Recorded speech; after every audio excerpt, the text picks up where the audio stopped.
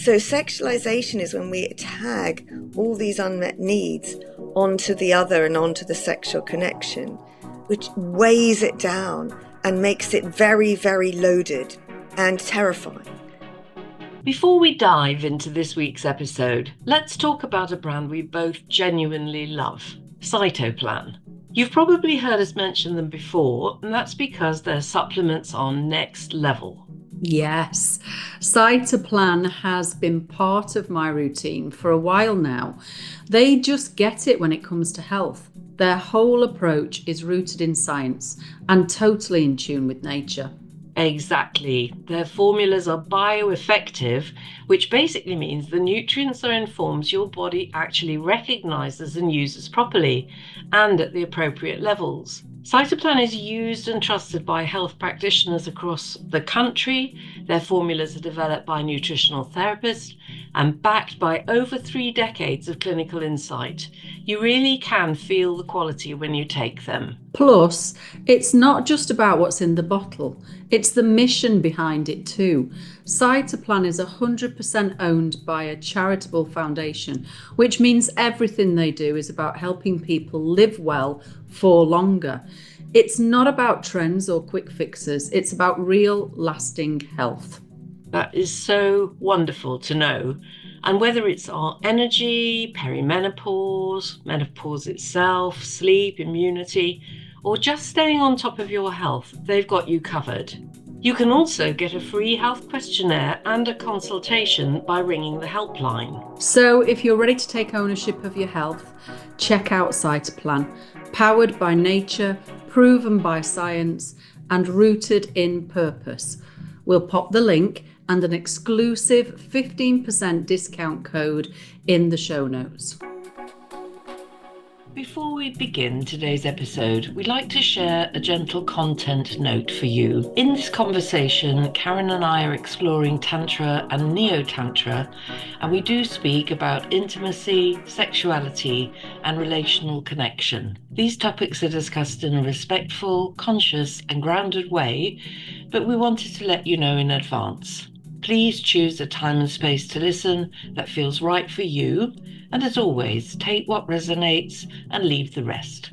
Thank you for listening, and we hope this conversation supports deeper connection with yourself and with others. Hello, I'm Karen Mellors. Hello there, I'm Dr. Rosy Daniel. You've just tuned in to Alive and Loving It, and we're here to help you bring joy and energy back to your life. It's my great pleasure to introduce my lovely friend and highly esteemed colleague, Leora Lightwoman. Leora initially studied psychology at Oxford University and went on to study body psychotherapy and sexual development, as well as couples counselling and somatic experiencing trauma therapy. Her own Tantra training started with the Tantra pioneer Margot Anand, who wrote the books The Art of Sexual Ecstasy and The Art of Sexual Magic. Leora founded her own training school called Diamond Light Tantra in 1996, and she ran in-depth trainings for over 20 years. She wrote about her experiences in her book Tantra, The Path to Blissful Sex, and has since created online courses to introduce people to what she calls Neo Tantra, where she focuses on the development of intimacy in relationship. Her own personal practice is deepened through the study of meditation and yoga with the Isha Foundation of Satguru. Leora draws on her personal and professional life experiences to hold a beautiful, safe and attuned space for healing, expansion, fulfillment and transformation in her work with individuals and couples. How lucky are we to have you with us today, dear Leora, joining us from your current yoga retreat in Costa Rica.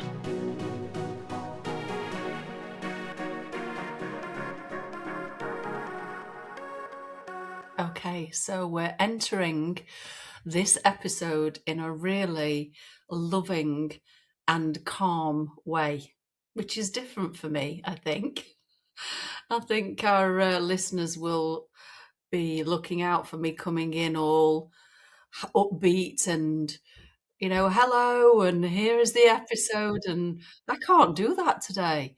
We have just been in the most beautiful centering that Leora has led us in. And for everybody who is our beautiful guardian community over on Patreon, you'll be able to see that in the Beyond the Mic, behind the scenes section. So take a look. But we really needed that this morning coming into this episode.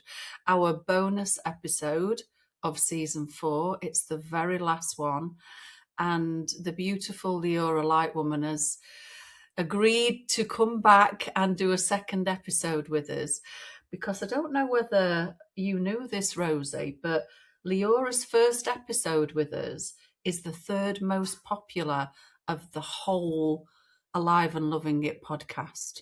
Am I surprised? Am I surprised? Because guess what?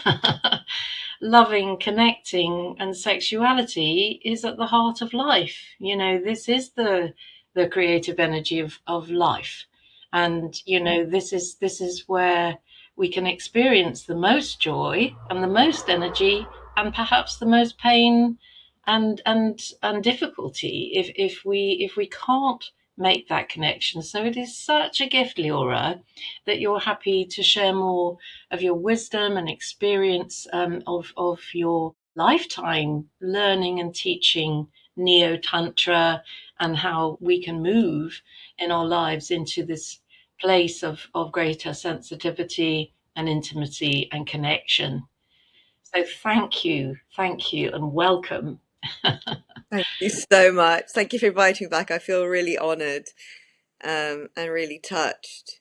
And, I thought in terms of this whole theme, we talked about bridges to intimacy. I might look to integrate a little bit more of the sensations, of the experiences, so that their listeners could almost experience it a little bit like a taster of a workshop, so that we can all become resourced, as well as getting a little bit more of an overview of some of these themes. Wonderful. That's so generous and so gorgeous. And of course, immediately, let's say that you're now a presence on our Go Deeper page. And if anybody listening thinks, absolutely, hell yeah, I want to work with Leora, you can access through our website, Leora through Go Deeper. But I think our starting place, as we could say for so many episodes, is about fear and how fear gets in the way of intimacy, and all the different ways that we arrive in the intimate space, but not present, not able to make connection. And you named that this morning and decided we were all a little bit disconnected and jangled. And you just, in the space of 10 minutes or so, took us into a beautiful, soft place of connection. So you've modeled that to us already. But, lead us in, Leora, and please, share those practical ways that can help. Thank you. Thank you. Well, first of all, to say, I think this theme is so important because I see individuals and couples, and they often arrive straight from work or straight from this and so many other things. It takes a lot to commit to spending. My sessions are an hour and a half, and predominantly I work in person, although I work on Zoom also for people who are not local, but I've got quite a good London-based clientele, and so they've travelled, they've got here, they've come from work, they've got all sorts of other commitments. And I say, how has it been since our last session 2 weeks ago? Usually they come every 2 weeks. And they'll often say, we've barely looked at each other, we've barely talked to each other. And, it can be frightening to lock the phone out of the room even for 10 minutes. It can be scary to put everything down, because now what? And what if something comes up that I can't handle and I can't get back to my ordinary life? Intimacy can hold those fears, because we don't know, as you said, Rosie, if we open up, whether some old hurt might be touched, or whether the joy and the pleasure will be enhanced. So it's a risky business. And so I like to consider relationship, and that's relationship with another, as well as a relationship with ourselves, the same thing. Can I let go? can I take this space? If I take a space to pause, will I fill it with something else so as not to face myself? How can I make this space in myself and with another into an oasis? And how can I generate that expectation of it being a supportive possibility? So that's where we started today was, and maybe I can just take the listeners and viewers in now, is just taking a moment to place a hand here on the chest. And just to close your eyes and to go, ah, I'm here. And then I'm taking my other hand and I'm placing it on my lower belly, my abdomen. And going, yes, I'm here.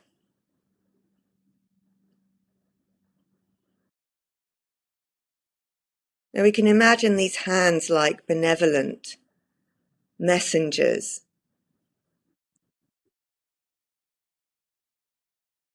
So that the hand on the chest might be saying to us, you're great. You're well in yourself. Whatever else is going on in your body, in your mind, and your life, your essence is good.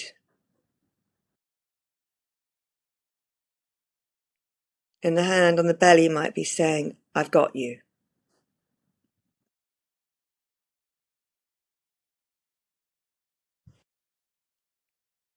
Now we can allow ourselves just to notice the breathing and allow ourselves to come more inside so that we now feel ourselves as the body. We feel the breath breathing us, and we feel as the belly, the hand that's touching. So I can feel my belly and I can feel that there's a hand here, present. And I can feel my chest and my heart area. And feel that there's a hand here and present.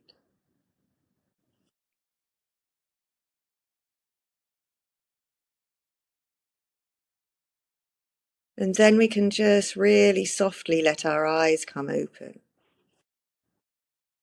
Gently releasing the hands. And the viewers, you can just take a look at the three of us on the screen. And know that we're here to not just give you information, but to convey our welcoming of you, just as you are. And just notice where you feel drawn with your eyes to whom in each moment. And just see if you can allow in even a tiny, tiny drop of welcoming. You're welcome just as you are. There's nothing you have to do. There's something about the modern world and the well-being world and self-improvement where we can always feel like we're behind. But welcoming is here and now, just as you are. And if you were arriving with a beloved, it would be that same quality of, I know we have our issues. I know there are things we both want to change. But in this moment, you're welcome with all of that. And just notice how that might feel in the body. The sensations, the emotions. And see if you could let it be just the way it is. And something else that was coming up for us as we were preparing is that a lot of people in the modern world spend a lot of time being quite static and as of now in front of a screen. And the body actually is designed to move and express. So maybe just take a moment to let the body just unravel if the head is tense, if the shoulders are tense, the spine. How would it be just to let yourself be a bit free?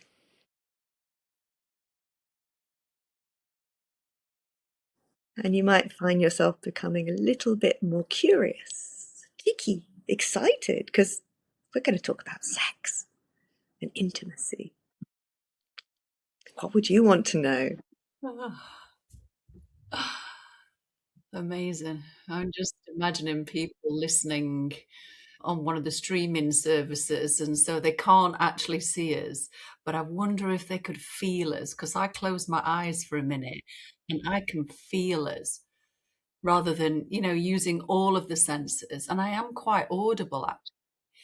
So I could, I was listening to your voice, but I was, somebody driving along and feeling that they are connected to us. Oh, that is so Beautiful. wonderful, Leora. So wonderful. Yeah. Because it's, as Rosie was saying, it's such a deep longing to be connected, to have a sense of belonging. And actually there, right now it can be here. Just with the voice, just with the awareness that we belong.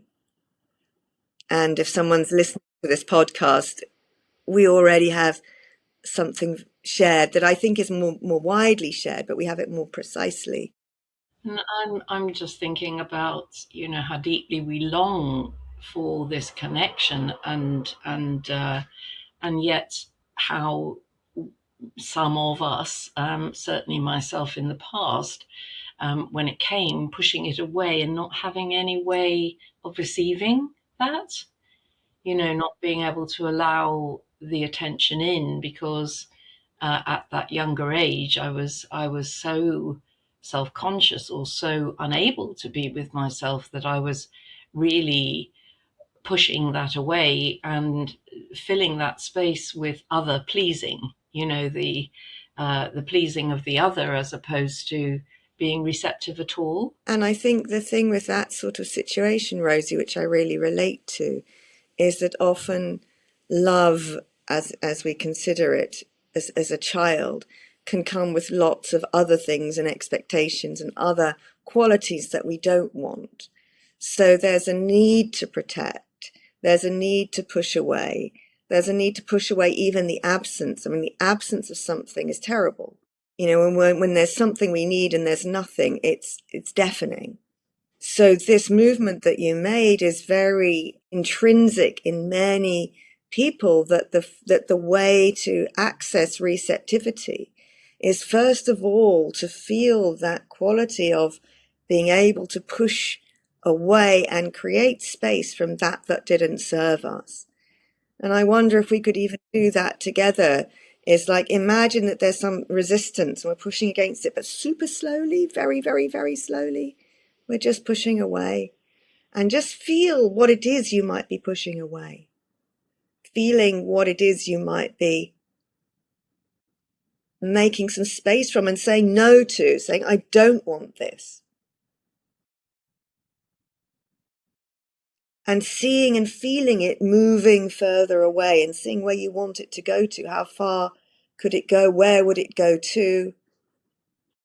And just having a sense of what space you've now created around yourself, that you don't want is at some distance, at some length.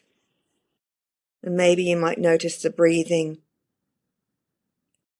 And this isn't a one-stop shop, because, for some people it's just not ripe, it's not ready, but you can start to get a sense as we slow down of even the slightest bit of power to now say no, which many of us couldn't do to start with. And then what would I like to invite in? There's a little bit of a vacuum, there's a little bit of, oh, maybe those people listening or viewing can hear and see us in a different light just for a second, or experience their own capacities more. I loved what you just said about that. If, when what it is you're longing for is connection and love and intimacy, and actually it's absent, how deafening that is.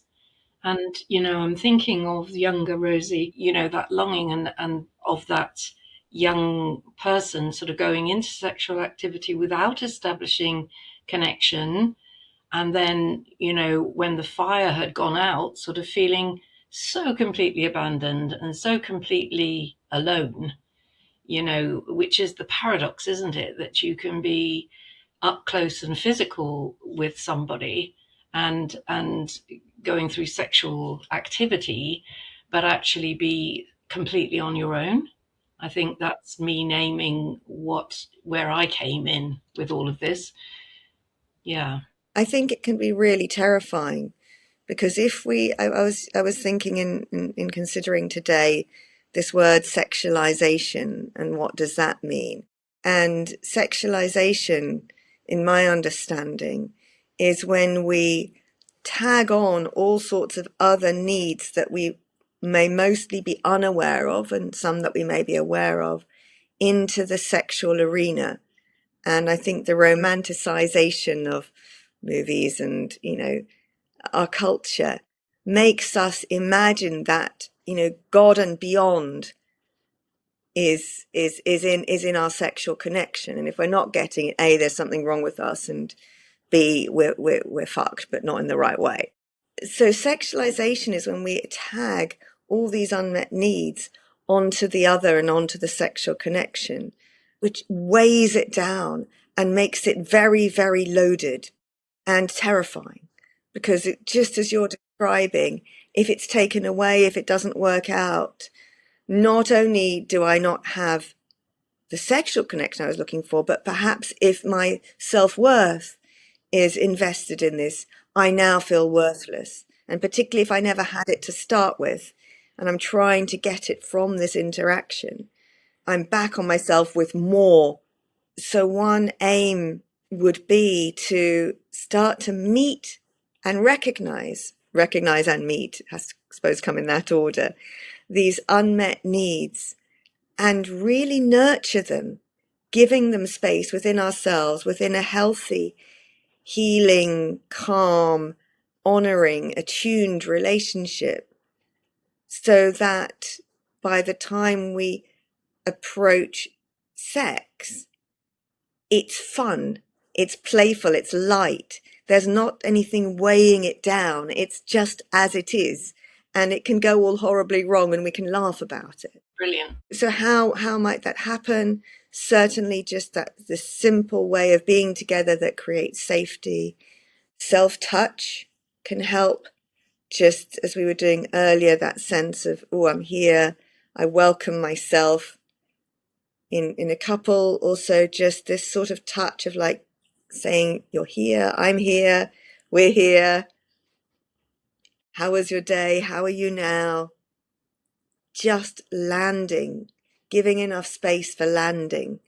That's just a taste. I think, the experience I just had then with the putting in the no, that boundary, was as my hands got further away, I felt the lower half of my body, my foo-foo start to tingle.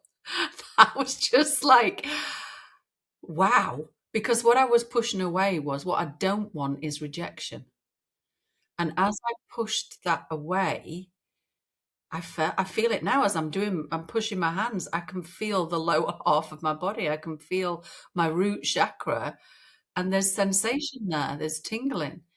I mean, that feels like you've just given me a process to do before sex, because if not, I've got this fear of rejection that I'm taking into the act, and that is heavy, and that can, I detach. That's what I think is happening. I'm detaching from my root chakra as I am holding this. Don't reject me. Don't reject me. I don't want the rejection. Wow, that's so powerful, Leora. Thank you so much, Karen. And I'm just so grateful for you naming and describing that so vividly. I'm so happy also for you and your sexuality, because exactly that, until we can really feel the no and the power in that, we can't feel the yes. And the other thing is that as women, I just want to generalize, and sorry to those listeners who think this is horrible and sexist, and but certainly in my generation, we'll talk for slightly older women, we came, a lot of us, from a family of origin where it was about we have to love, and if we love, everything will come, and we are the ones to I don't even know what the dialogue would be, but when we're coming to somatic awareness of our bodies, we want to feel the heart, which can only really kind of flourish when we also have the safety of the heart, and as you described, but also with the sex. Sometimes we can go into a sexual connection because we feel, oh yes, they're a lovely person, but we're not actually ready down here. And I don't just mean we haven't had the right things being wiggled and touched and licked and all of that we're not in ourselves ready. Because most women that I have met have at some point had a sexual experience that wasn't great. Let's say that's a lower end of the spectrum, to things that were really terrible. So, until there's that, like, no, get away, until we can really embody that, it's very hard to go, oh, take me. Yeah, I get that. Really understand that, really feel that in my body, Leora. Thank you so much for taking us through that experience. Thank you. So I don't know where you'd like us to go next, because I can continue a little bit here, but I know we also talked about things like power, which we've also been exploring. I was wondering about maybe offering an exercise from Peter Levine, who's a specialist in somatic experiencing. He's the founder. And it's this really simple sound that is really useful.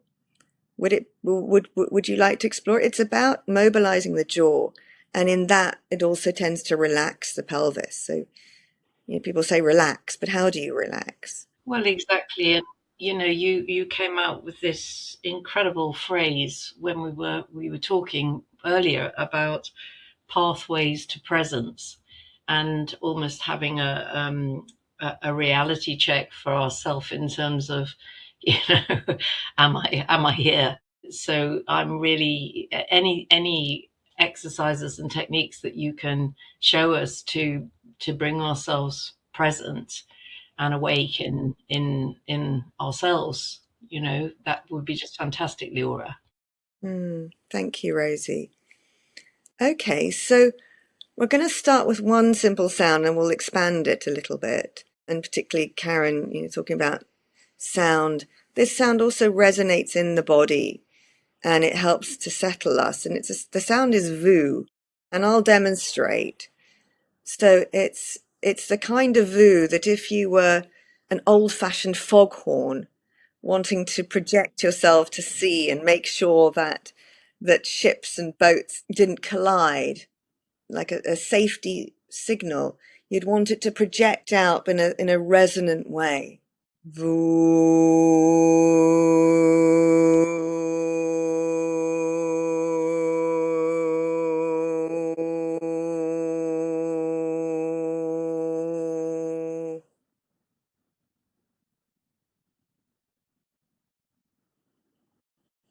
And after making the sound, just noticing the space that's here, the sensations, the silence.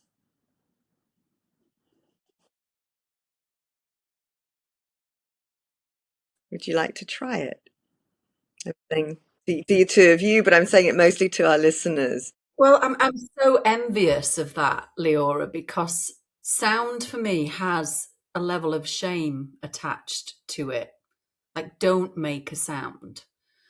I wonder if it comes from be quiet, sit there, be quiet.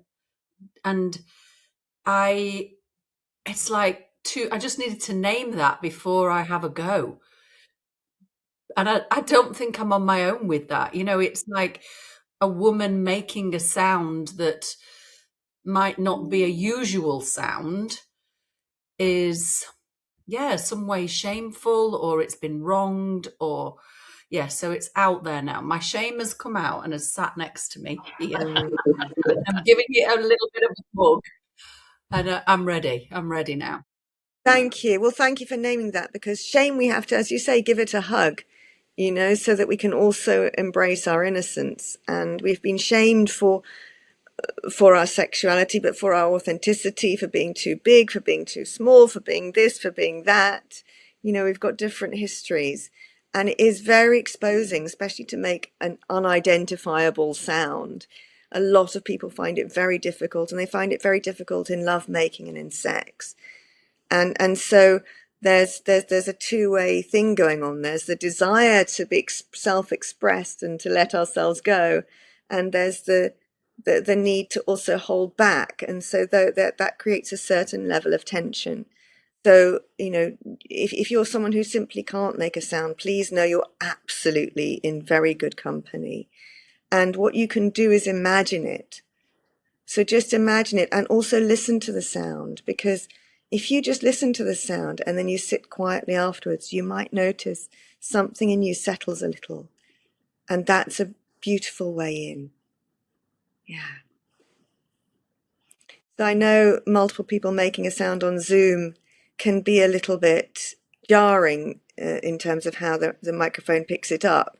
So I wonder if it would be best, and this might suit you, Karen, if you and Rosy were to temporarily mute yourselves, I was to make the sound, and then the listeners will hear it, and you can make the sound along with me, however you are, if you like, or just listen.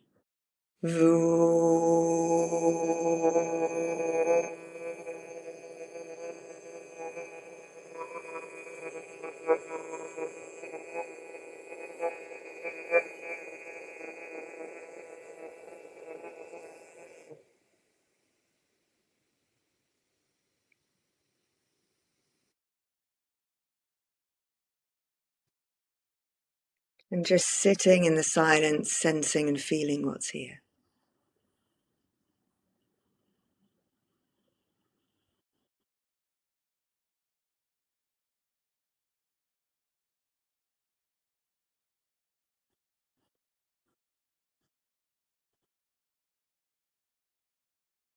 And letting your eyes come open, and I'm happy we seem to have Karen and Rosy back in audible contact. Wow. Well, the first thing that came up for me was that's the first on a podcast where there's silence and an awkwardness with that. That's what an edge came up with. Awkwardness with silence. So that's something for me to explore. So I've got shame with sound and awkwardness with silence. Wow. Where does that leave me?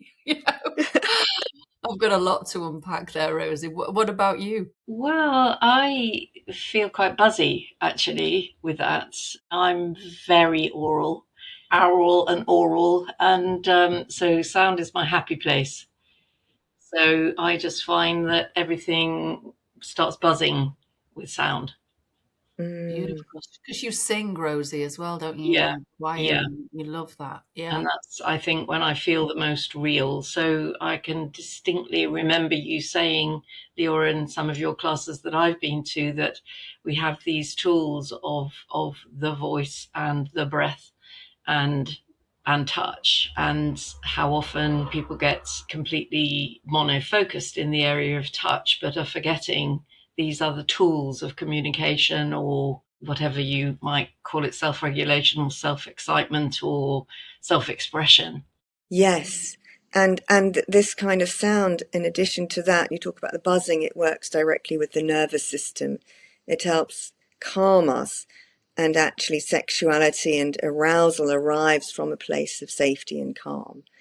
So then we can get that natural, expanded feeling, which is, buzzing can represent. I loved what you said, Karen, about fear of silence. Again, I think you're in such good company there, and I recognize that. What happens when we stop? What happens when we feel? What happens when we're not doing or expressing or conveying a certain sense of self?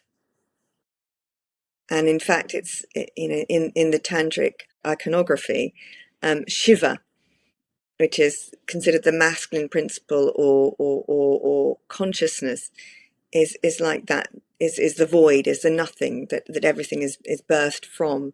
And Shakti is the energy, is the feminine force, is the life that arises when there is this space. I'm probably saying this completely wrong from the sort of, the authentic yogic perspective, but certainly as a frame of reference in a practical, pragmatic sense, when we give ourselves space, then something will arise. And having the courage to allow that silence is wonderful. So that lovemaking isn't just about this and more and more and more and more, but that lovemaking can become, and I'm talking not just about sexual intercourse, but any kind of intercourse, any kind of interaction, can also be about like just being here and noticing. And so that instead of it being directional, it starts to become more about a quality of being. So that as I lie here with my beloved, as we're just holding each other, we're not doing anything, we're not trying to escalate something to get somewhere. A quality can emerge and grow of its own accord. And that creates safety, so that when we come to sex, we're already there in a way. Yeah, and you use that word ripeness earlier, and fullness, and I can feel it as you're talking about it, the incredible joy of being that present and being that awake and being that alive in ourselves and feeling ourselves. Yeah. And that's often what people want from sex. So we think we have to have sex, have an orgasm to get the aliveness, rather than we need to tune into and find that aliveness and bring it and share it and enjoy it and enhance it. Could I add one more part to this, which I'm not going to suggest we all necessarily do, but maybe the listeners and viewers could experience, because it has to do with opening up in the sexuality and relaxing in the genitals. Because, as I said, the jaw is connected to the pelvis. So if I was just to demonstrate that, and then I feel like we've got a whole picture. I'm just going to add in one more sound, which is R.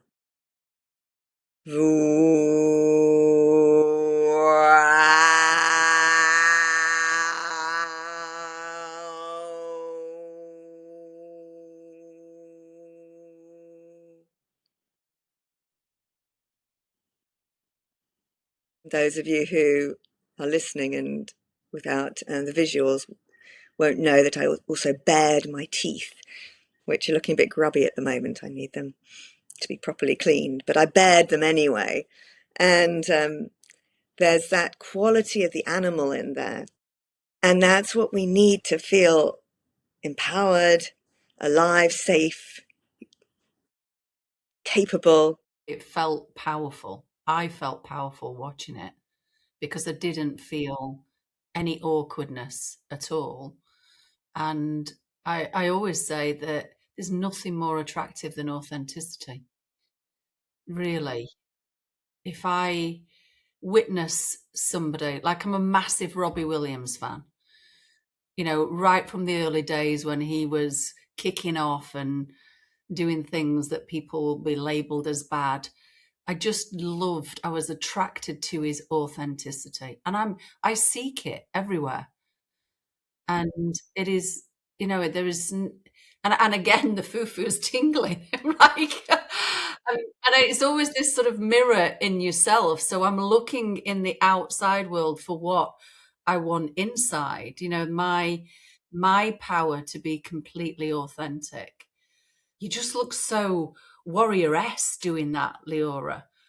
I could feel this real strength and power in that action where you were like, and showing your teeth. I'm really curious about the jaw then. This will make you laugh. I probably shouldn't share this level of information, but I'm going to. So I don't know when it started, but probably when we were on the road, and, I've been tense for quite a long time. And now when we go into the act, me and my husband, as we start to touch each other, I start to yawn.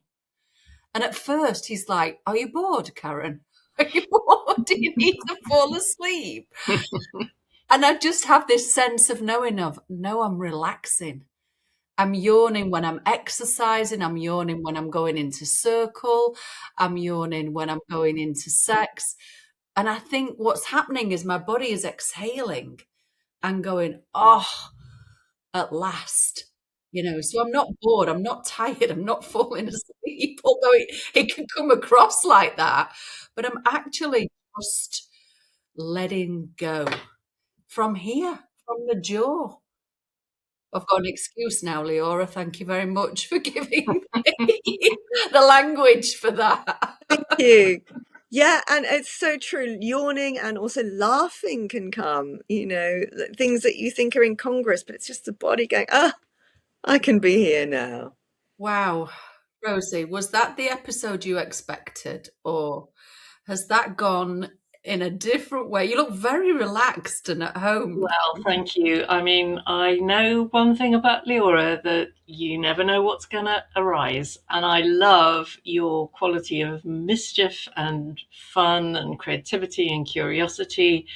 But at the same time as the depth that you hold, the fragility and the vulnerability and the hurt that people are bringing to you, it's just amazing. Yeah, so beautiful. Thank you. And thank you so much for naming that, because there's one phrase that came from some of my teachers, which is that the masculine is in service of the feminine.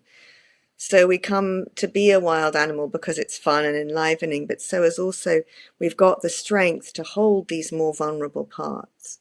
And the two come together. Yeah, I mean, I know that I studied with some of the same teachers that you studied with.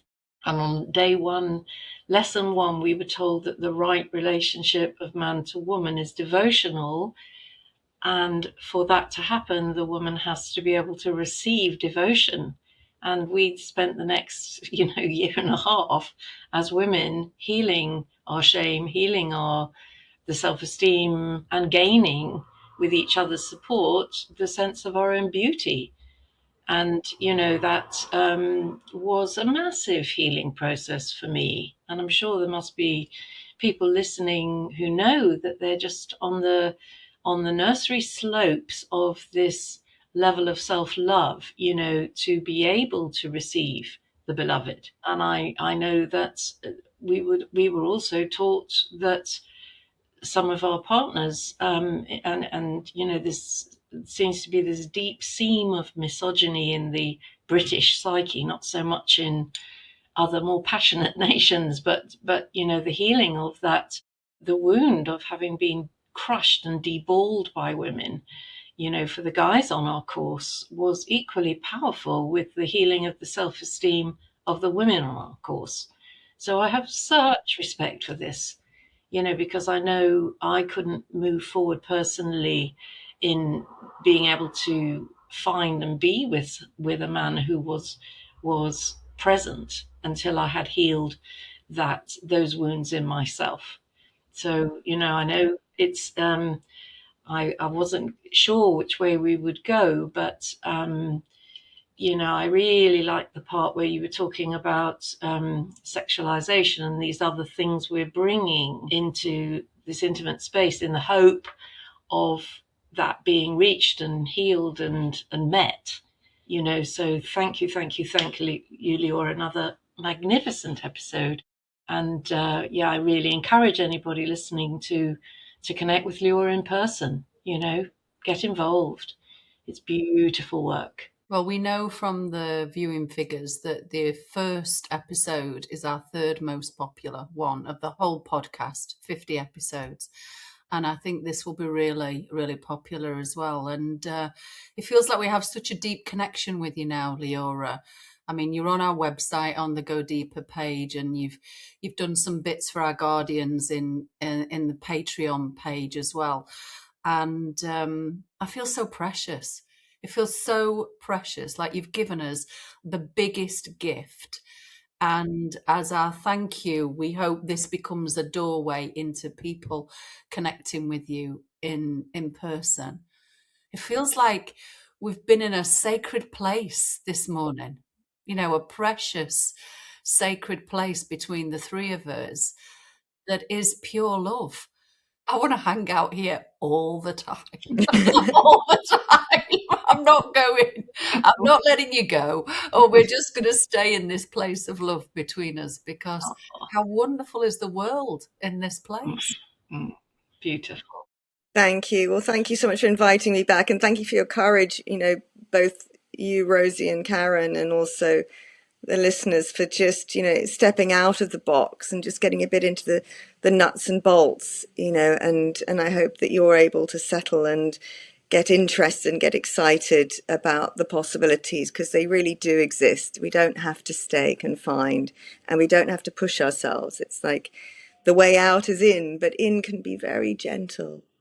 In can be very beautiful. It can be very natural. Amazing. Thank you. What a great end to the season. Thank you so much, beautiful women. It's so good to know that you're listening. Our community is growing bigger day by day. Now we want to engage with you and connect with you to create more opportunities to learn, love, and grow together. The first step is to go to our website, aliveandlovingit.org, to join the community. This means that we can communicate with you directly to let you know the details of new episodes, next week's guest preview, and of all the new opportunities that we are creating for you. And in response to the huge interest that there's been in our inspiring guests, we've created for you on the website an exciting Go Deeper page, giving you direct access to our guests and their services. And if you're new to the podcast, we strongly recommend that you go back and listen to the earlier episodes, because we have some of the most inspiring teachers, scientists, authors, and therapists of our time sharing their wisdom with you. Our other invitation to you is to become a guardian of Alive and Loving It and join the beautiful group of people helping this podcast and community continue to grow and reach more hearts around the world. If you visit the website aliveandlovingit.org, you'll see our winged heart logo in the top right-hand corner, which will take you straight to our Guardian page on Patreon. And this is a platform designed specifically to support podcast and content creators. It would mean so much to have you as part of this growing community, connecting with us, our guests, and everything we are building together. And if it feels right for you, becoming a guardian is simply a way of supporting the podcast with a monthly contribution at whatever level feels comfortable for you. Thank you for being with us. Keep shining, stay true to yourself, and remember, this is your time to live your fullest, healthiest life. Until next time, keep doing what you love most in life. We are so excited to connect with you on the next episode of Alive and Loving It, and we welcome you very warmly to our Alive and Loving It community.